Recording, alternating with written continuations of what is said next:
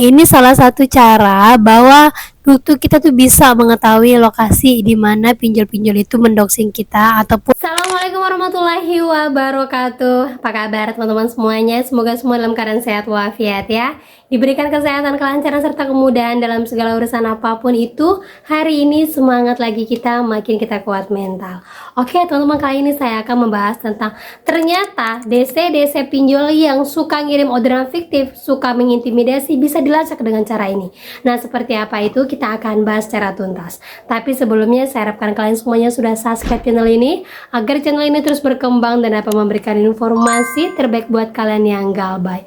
Oke teman-teman, ini dia buat kalian.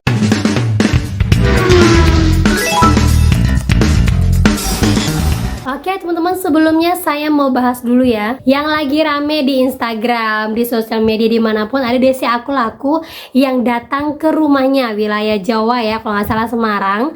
Nah di sini menyebutkan bahwa orang tua si anak tersebut mengatakan bahwa anaknya ini tidak punya aplikasi, bahkan tidak pernah hutang di aku laku. Kenapa sampai menagih ke rumah? Sudah ditelusuri di bank, sudah dicek di Slick OJK, tetap tidak ada. Tapi DC ngotot bahwa datanya adalah data si anak tersebut. Ya tak video ya ini. Ya, ada apa? Ya. Aku laku Namanya ada atas nama Mas Kle.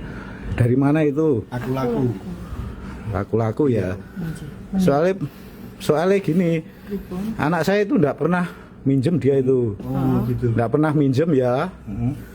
Kemarin itu udah dikonfirmasi ke bank ke apa gitu sama manajernya, itu udah ada.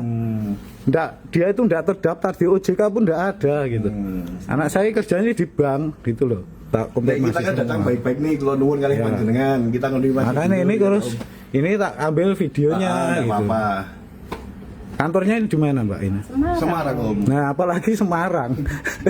Soalnya gini, dia nggak pernah mengambil pinjol satupun. Sudah dicek kemarin dicek ke OJK.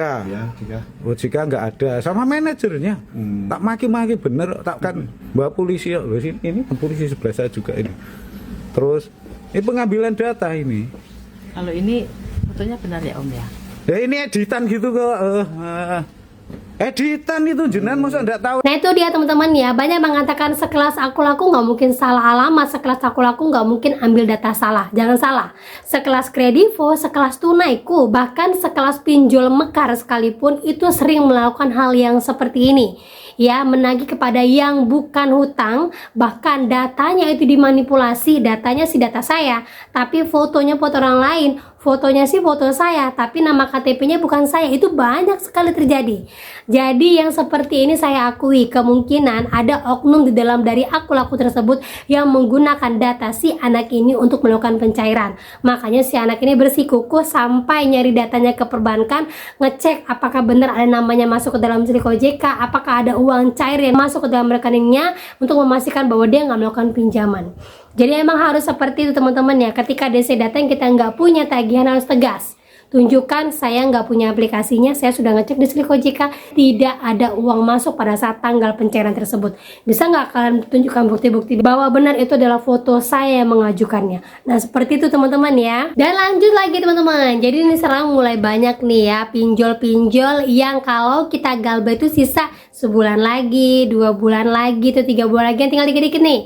Banyak sekarang DC datang ke rumah itu nawarkan untuk pembayaran lewat virtual account tapi di luar dari aplikasi. Nah kalau kayak gini berbahaya atau tidak? Perlu nggak kita bayarkan? Yakin nggak akan lunas? Nah seperti informasi ini, Kak Desi, saya terlambat 6 bulan di APK cairin. Kemudian saya dapat WA keringanan, salah satunya bisa dicicil. Saya sempat ajukan cicilan per bulan 200.000 dan minta untuk diplot ke aplikasi agar saya bisa bayar saja via aplikasi 200.000 itu. Namun kata mereka bila cicilan maka FA di luar APK. Apakah ini aman Kak? Mereka WA-nya berlogo resmi dan SMS juga dari cairin, namun saya masih ragu karena tidak diplotkan di APK-nya. Nah ini agak meragukan kan ya. Mulai banyak yang menawarkan cicilan tapi tidak lewat aplikasi. Kalau di luar dari aplikasi pastikan virtual account itu atas nama diri kalian, kemudian banknya, kemudian kalau bisa direkod tuh kata-kata dari pinjolnya ya, kemudian cicilan-cicilannya kalau bisa itu dibuatkan surat yang mana saya bayarkan setiap bulan ke nomor virtual account ini, karena pinjol ini ya orang di dalamnya saja bermain. Gimana kita mau percaya? Kita punya niat baik untuk membayarkan, tapi mereka di atas sana terus mempermainkan kita. Ujung-ujungnya kita gabay, kita yang dikejar. Ujung-ujung kita nggak mau bayar, kita yang disalahkan. Padahal kita niat mau bayar, tapi mereka mempermainkan. Kita niat bayar, tapi mereka terus-terusan mengintimidasi. Siapa yang mau bayar model kayak gini?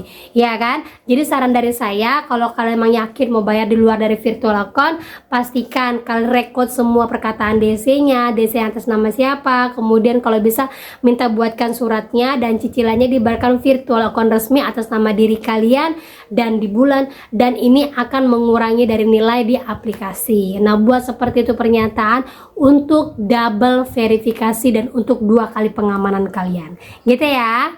Dan lanjut lagi teman-teman. Jadi di sini ada seorang konten kreator bagian IT. Ya, dimana dia mungkin ditanya lah sama mereka-mereka yang galbay, "Bang, coba bang, kalau seandainya DC-DC itu menagih, meneror, sebenarnya itu bisa dilacak nggak posisi mereka sih? Masa sih IT di luar sana itu nggak ada yang bisa melacak pinjol-pinjol itu di mana?" Nah, akhirnya si abang ini menunjukkan satu aplikasi yang mana DC itu bisa ketahuan loh posisinya di mana. Sudah banyak yang laporkan dari teman-teman ke DM, teman-teman spam dari judul dan doxing dari pinjol. Apakah mereka bisa tracking lokasinya di mana saja? Tentu kita akan coba ya. Nih dari ini. Nah, sistemnya untuk tracking location yang doxing ataupun memang yang spam. Itu judul contohnya saja ya, ini kita lagi nunggu dia lagi searching, scraping dari lokasi dan sebagainya. Kemudian ini ada nomor yang bisa kita masukkan sebagai doxing dan spammer, dan ternyata lokasinya langsung terlihat tuh di Kamboja ya. Nah, ini salah satu cara bahwa kita tuh bisa mengetahui lokasi di mana pinjol-pinjol itu mendoxing kita ataupun judul-judul itu mengespam kita. Jadi jawabannya jika ada case tertentu itu sangat berbeda ya. Yang menurut saya spam judul dan doxing pinjol itu dibiarkan saja. Jangan terlalu dianggap. Kita fokus saja ke kehidupan Nah, kita. itu dia teman-teman ya. Jadi si abang ini aja menunjukkan bahwa kode teror dan intimidasi, mau ini mau itu, abaikan saja. Sampaikan saja, saya sudah tahu kok posisi kalian di mana, saya sudah cari posisi kalian di mana, saya tahu dari aplikasi mana kalian, saya bisa cari tahu karena di mana. Nah, sampaikan seperti itu, diabaikan saja, nggak usah digubris apalagi dibaca. Karena apa? Mereka sendiri yang membuat teroran seperti ini aja, mereka tidak pernah menyebutkan nama aplikasinya. Untuk apa? Untuk menutupi mereka dari ya pengaduan kalian, kemudian biar pinjolnya nggak kena sanksi, kemudian lagi kalau ada orang yang memang nekat, posisi mereka bisa ketahuan, bisa terjaring dong ya kan teman-teman ya. Jadi buat itu dari pesan abang ini sendiri mengatakan abaikan, berarti kita wajib mengabaikan segala sesuatu ancaman DC. Belum pernah ada yang terbukti, kalaupun ada yang terbukti sejauh ini orderan fiktif dari pinjol-pinjol aja sudah ketahuan ya. Cara menolaknya pun juga sudah banyak yang kasih tahu, dan orang-orang di sana pun sudah mulai pintar. Kalau udah ada orderan fiktif, mereka pasti tahu ciri-cirinya seperti apa. Jadi mulai sekarang apapun intimidasi, ancaman dari pinjol apapun yang sekarang lagi gencar-gencar lagi tingginya, kalian sudah tahu ancaman itu hanya sekedar ancaman dan kalian tinggal melanjutkan hidup ya teman-teman ya. Nah, oke, itu dia informasi yang bisa saya sampaikan buat kalian. Semoga informasi ini menjadi mood booster, semangat baru, dan akhir kata saya ucapkan assalamualaikum warahmatullahi wabarakatuh.